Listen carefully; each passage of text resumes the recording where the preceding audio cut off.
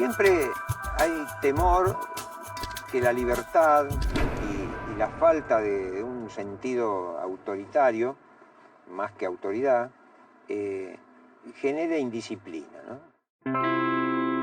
Lo que pasa es que disciplina las escuelas lo han tomado como comportarse como yo quiero que se comporte. En realidad la disciplina es el aprendizaje de la conducta. Quiere decir que una persona disciplinada es una persona que aprende, que aprendió a manejar su conducta. Pero no externamente, sino que uno aprende a manejar su conducta. Podemos distinguir tres tipos de disciplina. Una disciplina autoritaria, normalmente con reglas establecidas por una autoridad que controla. Una disciplina funcional, donde las reglas derivan de experiencias reales, son modificadas y establecidas en grupo. Este tipo de disciplina es naturalmente establecida por la comunidad, ya que responde a la elección de todos. Y finalmente, una autodisciplina, donde cada persona es consciente de que construye su propia conducta. Ellos van aprendiendo el respeto de una manera viva y fácil. Cosa que si están todos sentados en sillas haciendo lo que les manda el adulto, ahí no hay aprendizaje de límites ni de respeto hacia el otro, simplemente hay obediencia. Básicamente, si tú les das a los niños que el límite es respetar a los demás, dejar trabajar, permitir trabajar, ellos entienden perfectamente que un comportamiento que impida el trabajo debe ser, esto no lo puedes hacer. Es decir, no hay que explicar nada en materia de convivencia. Vos no podés trabajar si el grupo de al lado está haciendo demasiado ruido, y viceversa. Y el tema está en que el niño empiece a hacerse cargo de las consecuencias que él mismo produce. Aquel ser que puede dominarse, que puede pensar, que puede reflexionar, realmente no necesita de un límite externo para poder conseguir lo que quiere. No podemos pretender que un joven pueda tomar decisiones conscientes sobre su vida, su entorno o su país si siempre decidimos por él cómo debe ir vestido a la escuela, qué debe aprender o qué hacer en su vida.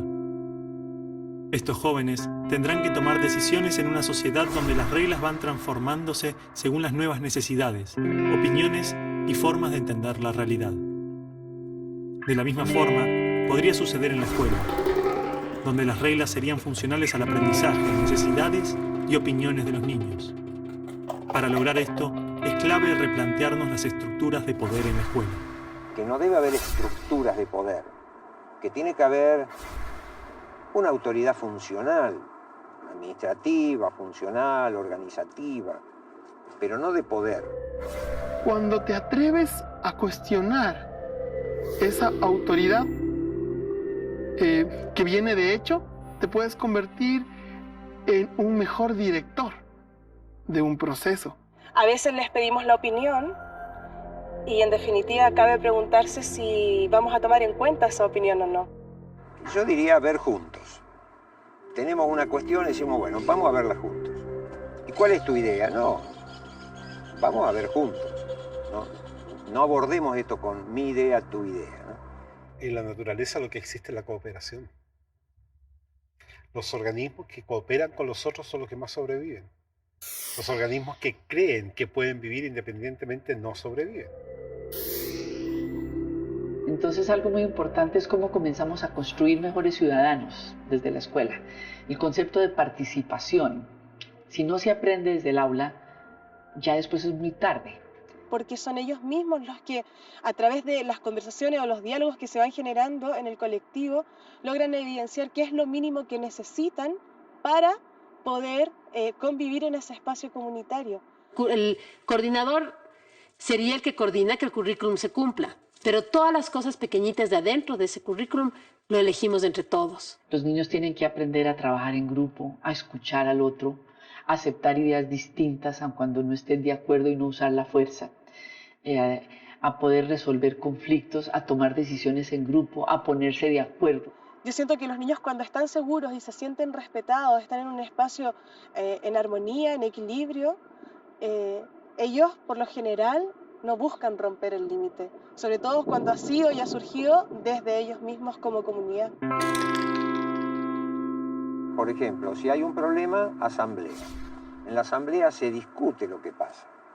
Entonces, ya no se discute como que está contra el reglamento, que está bien, que está mal. Se discute la acción, se discute la sustentabilidad, se discute la interrelación. Aparte hay momentos durante el día en que hay reuniones, hay asambleas, hay, como se les quiera llamar, en que se toman una serie de decisiones colectivamente y en que los niños, que tienen la madurez necesaria para ello y el deseo de participar en ellas, participan. Y en la asamblea los facilitadores no tenemos voto. Los chicos tienen voz y voto y nosotros solo tenemos voz. Entonces participamos en la asamblea, pero los que deciden son ellos. Algunas experiencias conforman gobiernos estudiantiles con estructuras muy complejas. Otros tienen asambleas semanales desde la primaria y hasta espacios de reflexión que atienden las necesidades y conflictos que surjan. En todos, los niños toman decisiones sobre su realidad, las reglas, la forma de vestir, los roles que se asignan entre ellos, propuestas educativas, proyectos curriculares. Y en algunos casos hasta deciden quiénes conformarán el equipo de maestros.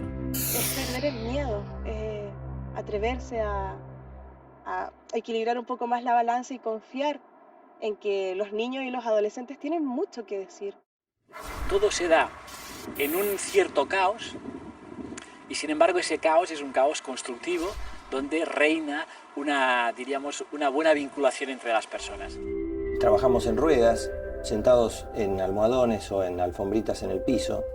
Un poco como el sentido que tenía antiguamente la ronda, ¿no? De que es un espacio en el que todos somos iguales, todos estamos a la misma distancia, nos podemos ver todos. Pues aquí los niños sobre cada objetivo de aprendizaje están dialogando, reflexionando solos, en pareja y en grupo. Se aprenden a ayudar, se aprenden a cuidar como una forma de vida. Entonces hay una pelea entre dos niños. A ver, pasó esto con él, pero ¿y cuál fue tu parte ahí?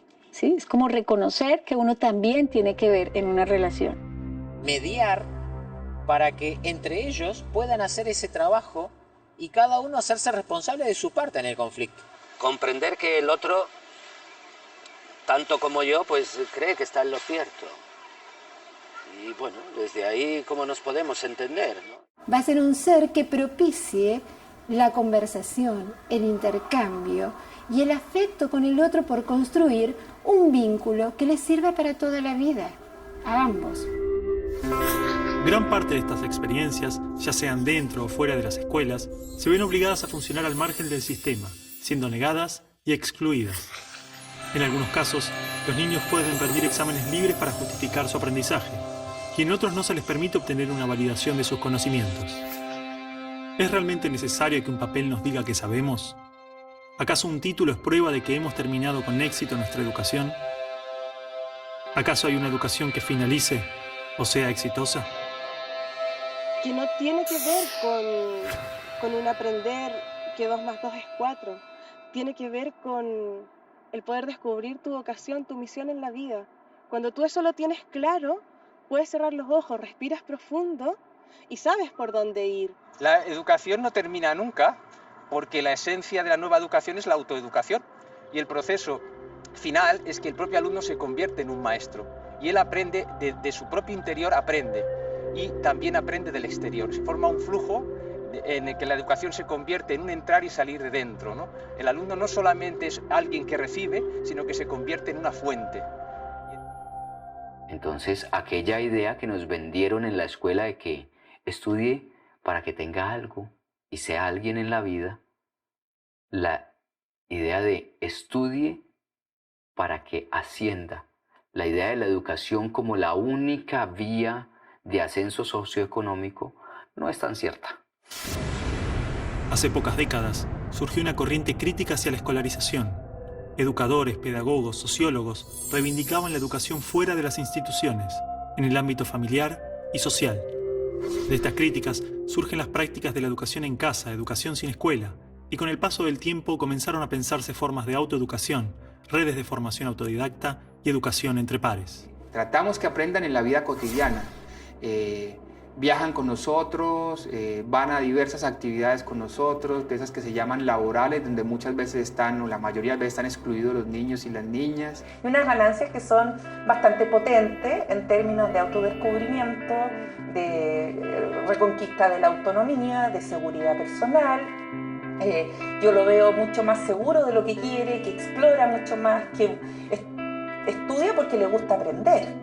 Y consideramos que el tipo de educación sin escuela que nosotros hacemos es un tipo de educación que podríamos denominar de autoaprendizaje colaborativo o de aprendizaje autodirigido o de aprendizaje libre. Desde luego, hay tantas formas de educación en casa o educación sin escuela como familias que la practican. Desde experiencias realizadas por educadores y académicos hasta familias con creencias religiosas y pueblos con culturas marginales. Estas experiencias enriquecen la diversidad educativa y las formas de entender el aprendizaje.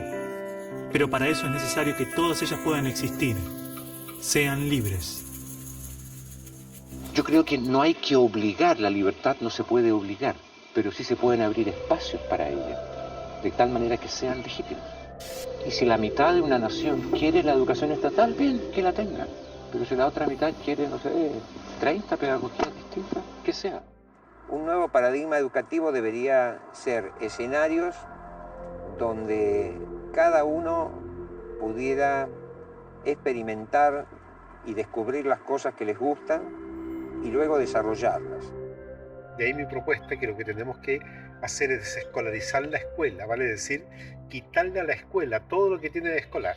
Esto significa que le tenemos que quitar a la escuela todo lo que impide que los estudiantes aprendan. No necesariamente tiene que estar en escuelas. Esto podría estar en, no sé, en clubes, en vecinales, organizaciones barriales, en las plazas. Es decir, es ilimitado los lugares donde podemos llegar a poner esto en funcionamiento. Esta película es una invitación a encontrarnos con la educación más allá de los muros de la escuela que todos conocemos. Una invitación a pensar otras formas de aprendizaje, a conversar y debatir acerca de nuestras prácticas escolares y educativas. Seas docente, seas alumno, seas padre, seas quien seas, ayúdanos. La educación tiene que avanzar. Tiene que crecer. Tiene que cambiar. Encontrarnos con los otros, conocer y explorar sus experiencias, intercambiar ideas y llevarlas a nuestra realidad. Esa es nuestra propuesta y empieza hoy mismo.